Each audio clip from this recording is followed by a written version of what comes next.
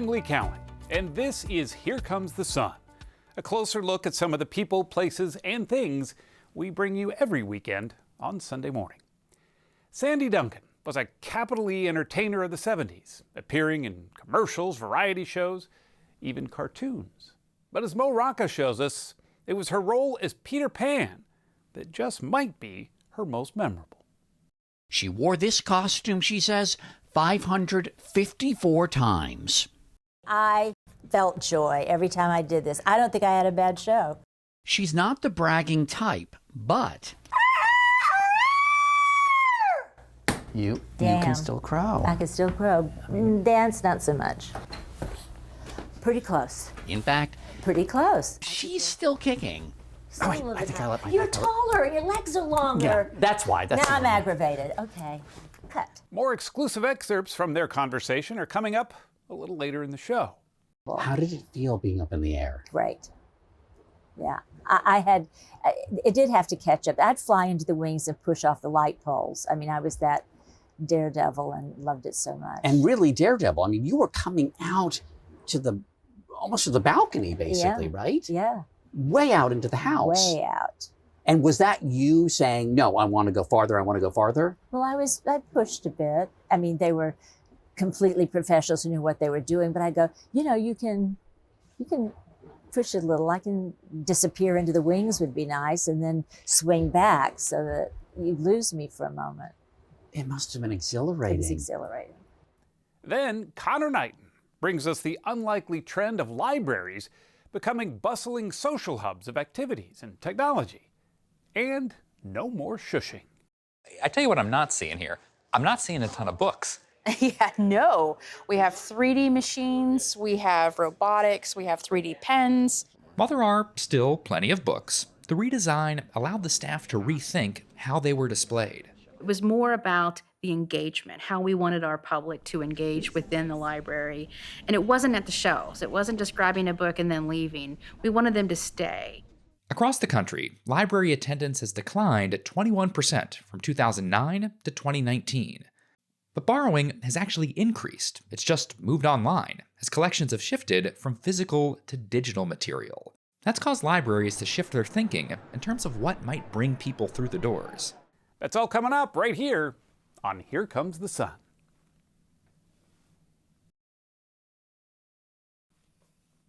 She was the face of several 70s comedies, like Funny Face. She also danced with the Muppets, she voiced herself in Scooby-Doo, and of course starred as Peter Pan, getting a couple of Tony and Emmy nominations along the way.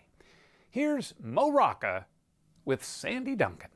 Now won't you tell me what's a nice girl like me? I mean this is high praise. You were kind of made for the Muppets.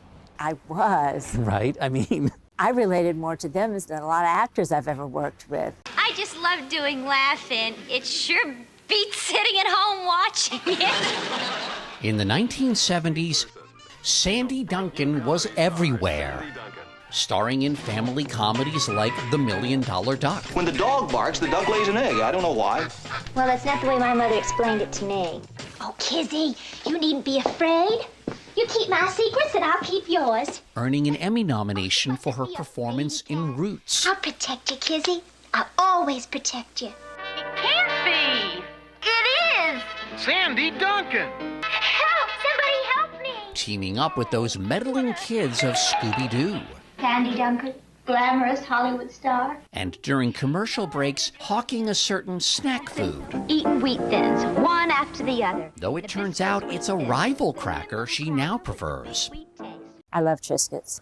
Is this an exclusive? Yes, this is an exclusive.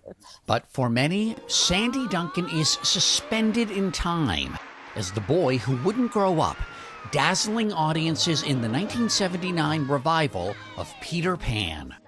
She wore this costume, she says, 554 times. I felt joy every time I did this. I don't think I had a bad show.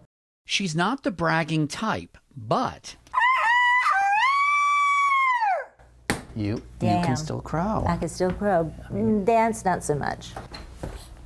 Pretty close. In fact, pretty close. She's still kicking. Stand a little I bit think I higher. let my You're neck go. taller. Your legs are longer. Yeah, that's why. That's now I'm why. aggravated. Okay, cut. The dancing began when Sandy Duncan was a kid in New London, Texas. It's a teensy oil town, and that's where I was born and went till first grade. And literally is the VFW hall, a grocery store, a drugstore, the bank, and then a church and a church and a church and a church and a church, and then you're out of town. That's where Sandy danced in her first recital when she was just 5 years old. I didn't have the lead part. Nana Kay did. We were just sort of like the backup girls that would go, "That's right, Nana Kay, that's right." In third grade, she moved to the big city of Tyler, Texas, the rose capital of America, and naturally a place with lots of parades. We had some ugly queens, I'll tell you, because it's whose daddy had the most money. Sandy, however, had the most talent. And when she was 19, she headed to New York. And I moved into this place called the Rehearsal Club, which was just for young women. It was $32 a week. I started getting work right away, which is lucky because it's not always the case. And also, I couldn't audition, never could, still can't.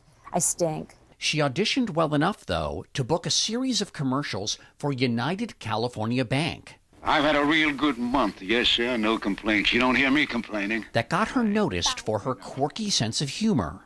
The impression of you as being perpetually cheerful, did that ever irritate you? Yes, of course it did, because it's far from the truth. Don will tell you that.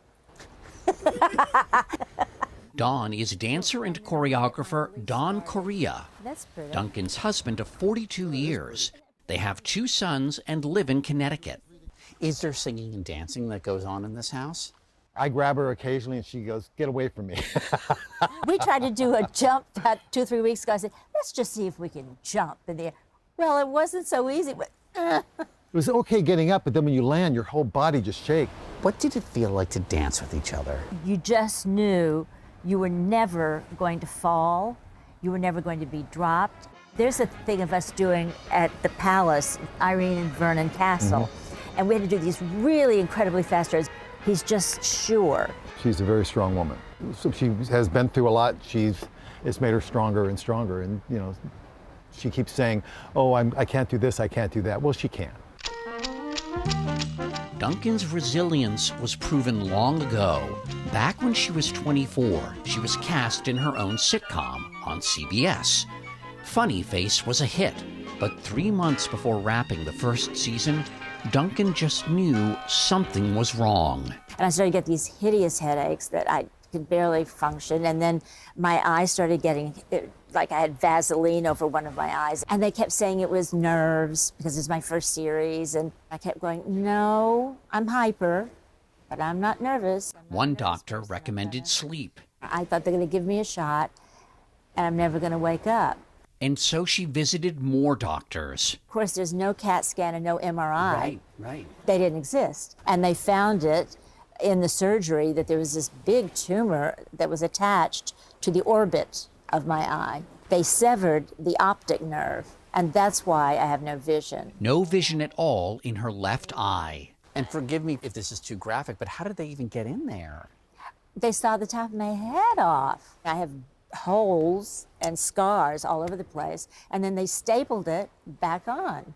I had to wear a wig for almost a year. And everyone thinks that I lost my eye, and I go, no, I'm sorry, I didn't. You know, no, it's not a prosthetic. As she made clear in the program for a 2008 production of No No Nanette, Sandy Duncan does not have a glass eye. But she did lose her depth perception. It interferes with a lot of things. Just picking up this glass, even yet, and that was what, God knows how many years ago. 50 years ago. 50 years ago. Thanks, Mo. And I have to really concentrate to get the glass or to pour something into something. You know, my biggest problem is my self-consciousness about another person's comfort. It's easy to forget that Duncan's greatest triumph happened after her brain tumor. In his review of Peter Pan, New York Times theater critic Walter Kerr described how the wires seemed to disappear when Duncan took flight. She just lets go of gravity, he wrote, gracefully and gleefully, and lets the mechanical equipment catch up as best it can. That joy and passion, it seems like, has driven you a lot.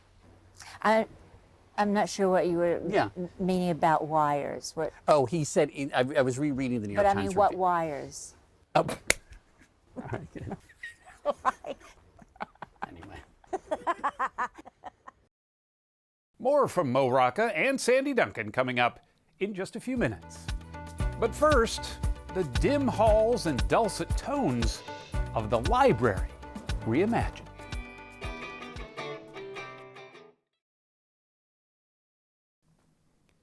If we told you there was innovation happening in places like Charleston and Austin and Seattle, you might think startups or farm-to-table restaurants or microbreweries. But Connor Knighton found something else, a renaissance of the once humble library. On a recent Monday morning, the citizens of Kanawha County, West Virginia, came to check out a new chapter in the life of an old institution. These are no longer warehouses of books. These are marketplaces of ideas. This is a community's living room. After more than 2 years and $32 million in renovations, downtown Charleston's public library reopened to the public.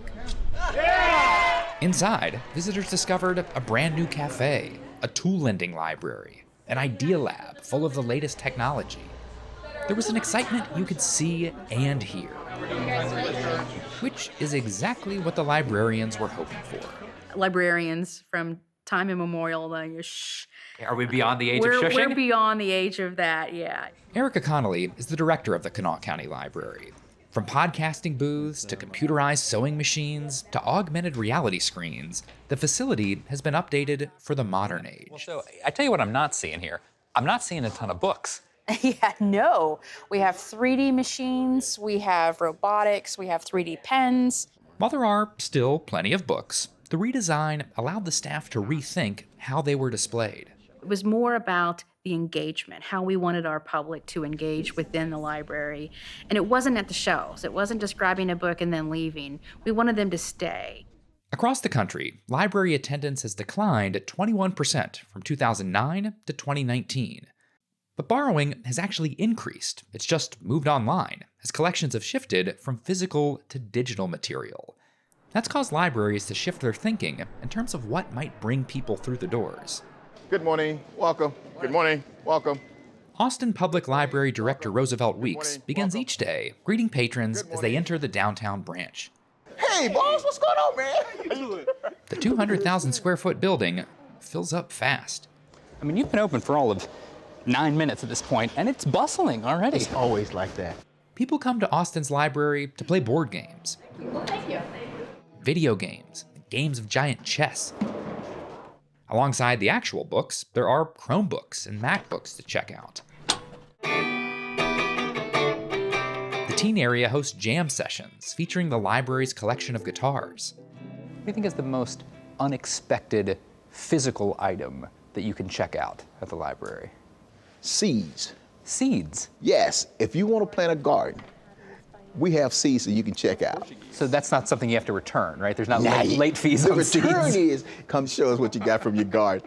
When Austin's Central Library opened in 2017, it instantly became a community hub. Visitation increased in subsequent years. Were you here on opening day? Oh gosh, I was here. It was one of the most glorious days of my life. You know, we had 17,000 people waiting to get into this building. The building itself is part of the draw. Bright and open, full of spaces to lounge and meet, modern libraries are attempting to meet the needs of today while staying flexible for the future. More and more of these libraries are being built so that they have very open floor plans. And I think part of that is that vision of long term. We don't know what the next thing might be. Miguel Figueroa is the former director of the Center for the Future of Libraries. It's really easy to think about the future as exclusively technological, and I think a lot of libraries are keeping pace with that. At the same time, I think we're starting to see that there's a really great future for these institutions as place. The value of having an open public place in your city, in your neighborhood. In 2009, the city of San Francisco became the first in the country to hire a full-time social worker for its main library. Dozens of cities across the country have followed suit. A lot of the social safety nets have been underfunded or removed. And unfortunately, that often means that there's a crunch on other public institutions like public libraries. They are very trusted institutions, and people feel welcome within them. People like Andrew Constantino, who, for a time, was a daily visitor to the downtown Seattle library. The library is like your grandmother's house. If you're homeless or living in poverty, that's exactly what it's like. When you are allowed to be at the library, whereas, if you're homeless, you're not allowed to be many places. Years ago, Constantino was living on the Seattle streets and in shelters. The library was his refuge, a place to get out of the rain and get back on his feet. You mentioned the importance of feeling welcome here. What was it like to not feel welcome elsewhere? Oh, it sucks. It's like everywhere in our society, you have to buy access. If I want to use your bathroom, I have to buy a soda pop. Public libraries are public, a place where everyone can come together. In one room, recent immigrants practice English. In another, the upper left-hand corner of your first-time computer users learn how to navigate the internet. The internet, an always-on, limitless hub of information, didn't replace libraries. It may have made them more essential. The side effects of some of the technologies where we do become so focused in on online information or online discourse that we forget how to connect with other people. Libraries retrain you, I think, to be a member of a public, to be part of the civic discourse. While COVID made those connections challenging, most libraries closed during the height of the pandemic, there's been a recent slew of grand openings.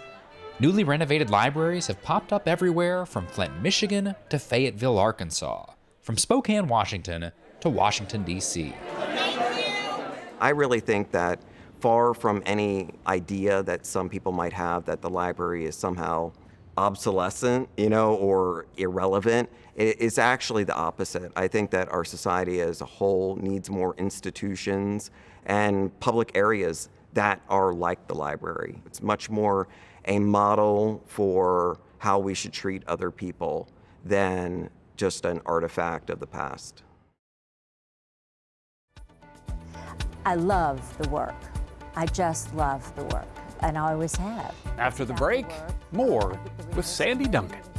Stay with us.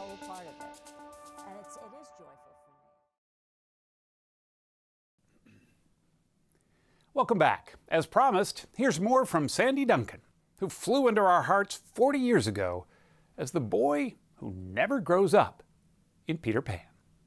I do have enormous joy on stage. It's not about the schmoozing and the being seen at the right place. I don't even care about any of that. In fact, it makes me uncomfortable. I will avoid a red carpet and walk around the edge and scooch in. I don't like it. I love the work. I just love the work, and I always have. I just love that whole part of it. And it is joyful for me. The connection you have with an audience, if you can establish that in a role, is remarkable. How did it feel being up in the air? Great. Yeah. It did have to catch up. I'd fly into the wings and push off the light poles. I mean, I was that daredevil and loved it so much. And really daredevil. I mean, you were coming out to almost to the balcony, basically, right? Yeah. Way out into the house. Way out. And was that you saying, no, I want to go farther, I want to go farther? Well, I pushed a bit. I mean, they were completely professionals who knew what they were doing, but I go, you can push it a little. I can disappear into the wings would be nice, and then swing back so that you lose me for a moment. It must have been exhilarating. It was exhilarating. Right? In 1971, you get this sitcom built around you, great time slot. It was called Funny Face. And how far into the first season did you start feeling I would pain? say we were not even half, 3 months or so before finishing. So I was seeing doctors for that whole time. I'd leave the set at lunch and go to another doctor. Jeez. When you woke up from the operation, is that when you realized that you no longer had vision in your left eye?